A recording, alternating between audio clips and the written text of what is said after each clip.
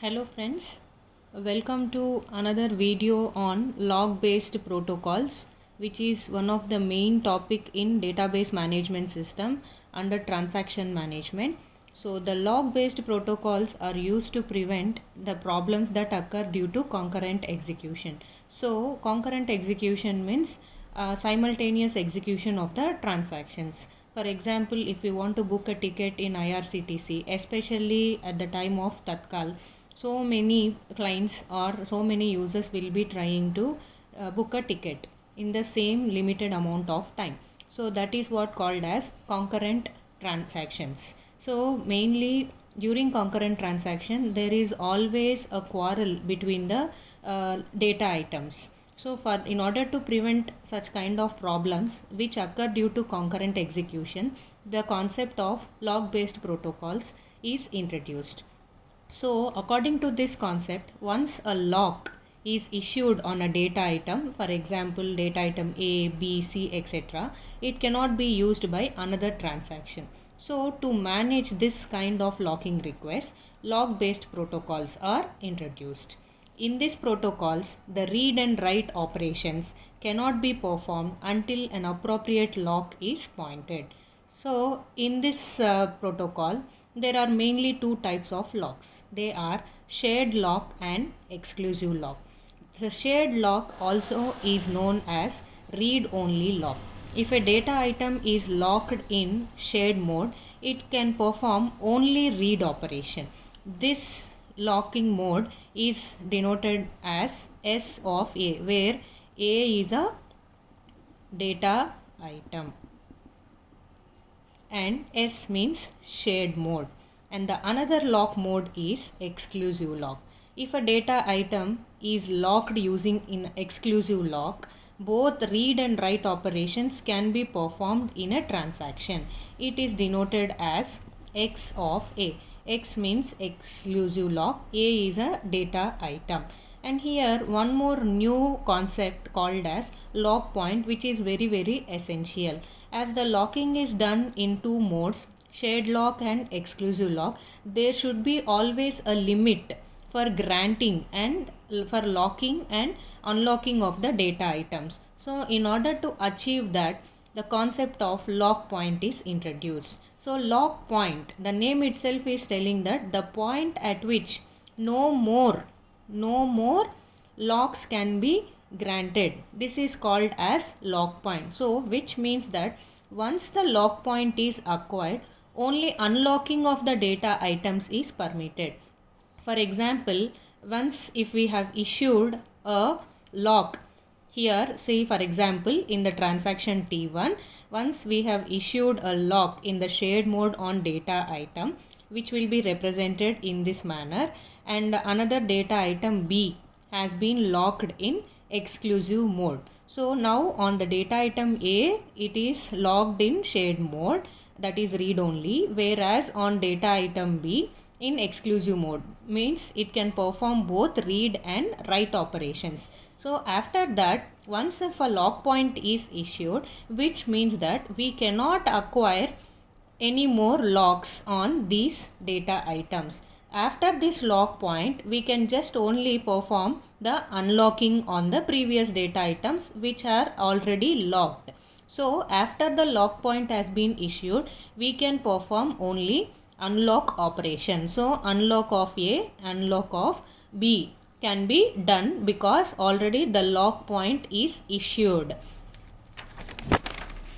Next, there are mainly two protocols in this log based protocols. The first one is two-phase locking, which is written as 2PL, two-phase locking, and the second one is strict two-phase locking protocol, strict 2PL. There is a minor difference between this two-phase locking and strict 2PL. We'll see one after the other. So in this two-phase locking, the name itself is telling two-phase. So this locking mechanism should happen in two phases. The two phases are, the first one is a growing phase, the other one is a shrinking phase. First we'll see what happens under growing phase. In this growing phase, a new lock on the data item may be acquired by the transaction, but none can be released. It means that in this phase we can always acquire a new lock on the data item, but we doesn't have any permission to release by default. And next is the shrinking phase. This will be the vice versa case of the growing phase. In shrinking phase, the locks that are acquired during the growing phase can be released, and the new locks can't be acquired in this phase. It is just a vice versa. In growing phase, the new locks can be acquired, but we cannot release them.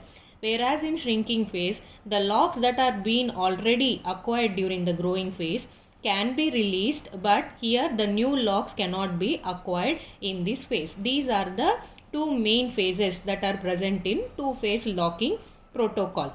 And including these two phases, we have two more functions in two-phase locking. They are upgrade and downgrade. So these are used in growing and shrinking phases.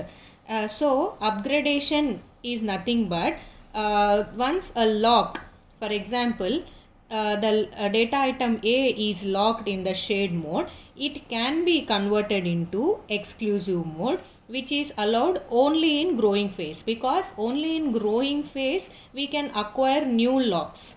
But we cannot release them. So upgradation always will happen in the growing phase, and if we wanted to convert from shared mode to exclusive mode, as we already discussed, in shared mode it is a read only mode.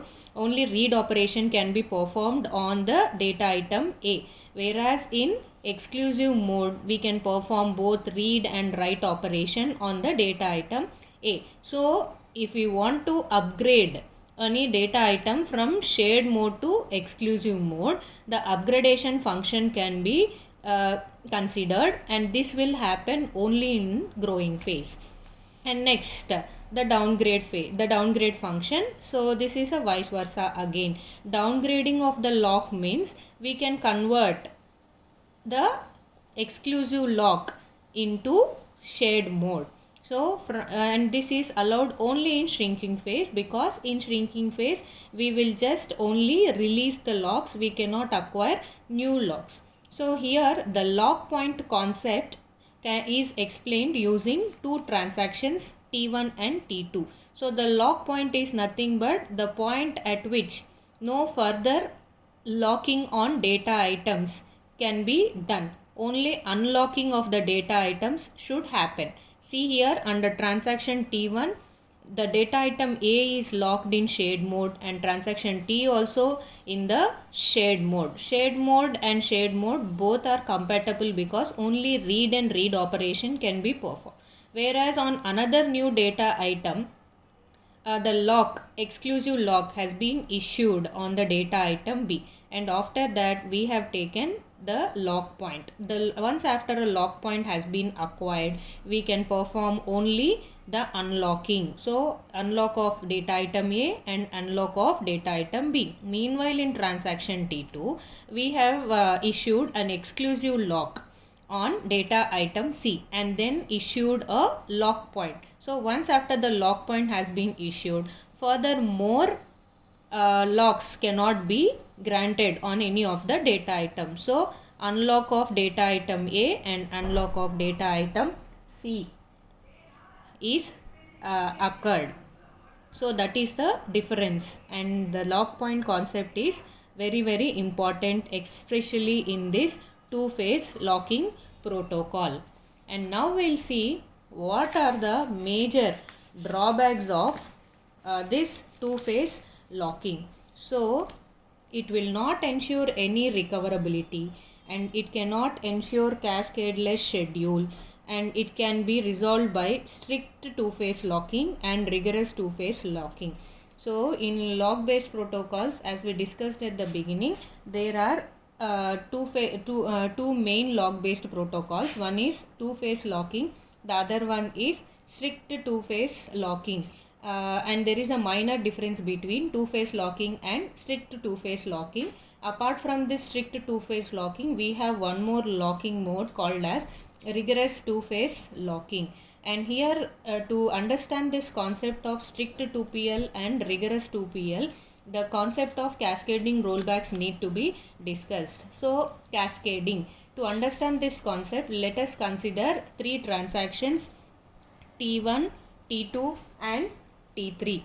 If T1, T2, T3 are three transactions which are dependent on each other, then now if the transaction T3 aborts, here, T1 and T2 which are interdependent also gets failed. This is called as cascading rollback.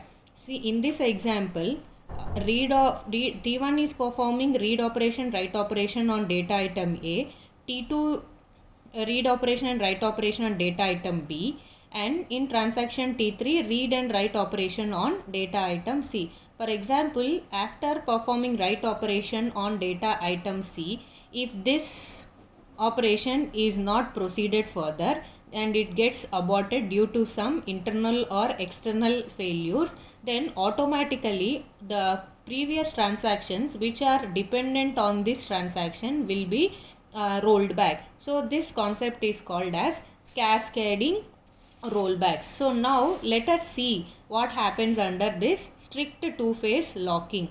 So according to this strict two-phase locking, a transaction can release a shared lock after the lock point. Usually, according to the concept of lock point, we cannot acquire any new locks in two-phase locking.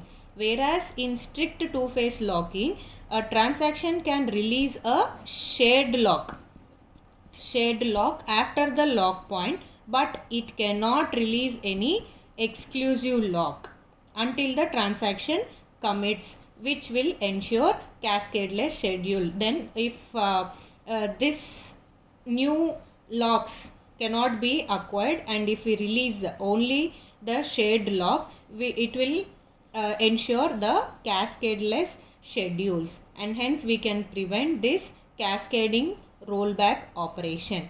And now next we have this rigorous 2PL, which is another version of strict 2PL. In strict two-phase locking, we can release a shared lock once after the lock point has been issued, but we cannot release exclusive lock. Whereas in rigorous 2PL, a transaction cannot release either a shared or exclusive lock until it commits. Because of this feature, it will ensure the concept of serializability, which means that there will not be any conflict during concurrent execution. But the major drawback here is the deadlocks cannot be prevented. So in order to check how the deadlock can be prevented, we have another concept of timestamp based protocols, which will be explained in the next video. Thank you.